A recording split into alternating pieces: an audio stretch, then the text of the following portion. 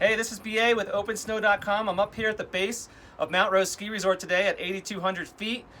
This mountain goes up to almost 10,000 feet, so the temperatures up here are much colder and the snow's drier definitely when you get to 10,000 feet from the last storm. Temperatures are about 32 degrees at the top of Mount Rose, but all the way down at lake level, it's about 42 degrees today. The winds were kind of light this morning, but they're picking up. We're seeing gusts now 40 to 50 miles per hour this afternoon. Those will increase tonight, 60 to 70 plus on the ridge tops into Wednesday morning as the storm is moving through, but then they should come down a bit Wednesday afternoon. That should allow some of the lifts to open, or most of the lifts to open, so you can access the fresh snow tomorrow. Snow levels with this storm, unfortunately, are going to start around 7,000 feet, then drop to about 6,500 feet by Wednesday morning. They may drop close to lake level by Wednesday afternoon by the time the storm's done. We'll just have to keep an eye to see if it can push down to lake level during the day tomorrow. This storm looks pretty impressive on satellite. It is drawing up a lot of moisture off the Pacific, but we do have a good south flow out ahead of the storm, and since the storm's kind of moving straight north and not pushing into the coast, and the jet stream that's going to push into California is pretty weak, we're not really going to see much push of the snow into the Tahoe Basin until the front moves through quickly overnight into Wednesday morning. So with the southerly flow most of the day today into tonight, we're not expecting a whole lot of that heavy precipitation to spill over the crest and into the Tahoe Basin. So we're not expecting any big snowfall totals, even though we'll see some big rainfall totals in Northern California.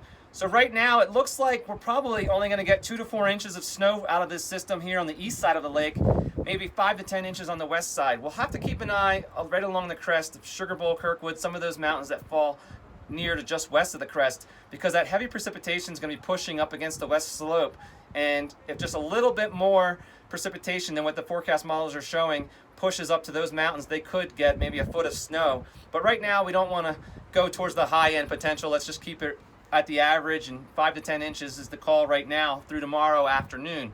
About half of that might fall by tomorrow morning. After that, we do have a break Thursday, Friday. It looks like probably even a break into Sunday, because the next storm for Friday looks like it's going to split off the coast and head into Southern California. The storm on Sunday is going to do the same thing. We're getting into the split flow pattern going into next week as high pressure builds over the Rockies and the jet stream splitting around it as it approaches the coast. So we're going to see the Sunday storm possibly dip under us as well, but we may get some light snow if enough moisture can pull up or the storm tracks a bit further north. So I'll keep you up to date on the Sunday storm as we get closer. Next week, there's another storm approaching Wednesday into Thursday.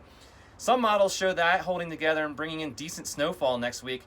A couple models showing that one splitting as well. So we'll have to keep an eye and see if the strong jet stream can't push that storm all the way into California without splitting it next week, because then it looks like we could possibly go into at least a short dry pattern starting around the 18th into the last week of January. So we're hoping that we can get some decent snowfall tonight, 5 to 10 inches on the west side of the lake, maybe a few inches on Sunday, and then hopefully we get a decent storm next week before we potentially get into that drier pattern. So I'll keep you up to date on all these storms. I'll be doing more of these live videos. I'll probably be live with Coop tomorrow morning doing one of our videos where he gets into the conditions. So stay tuned to OpenSnow.com, the Tahoe Daily Snow, and I'll keep you up to date as we get closer.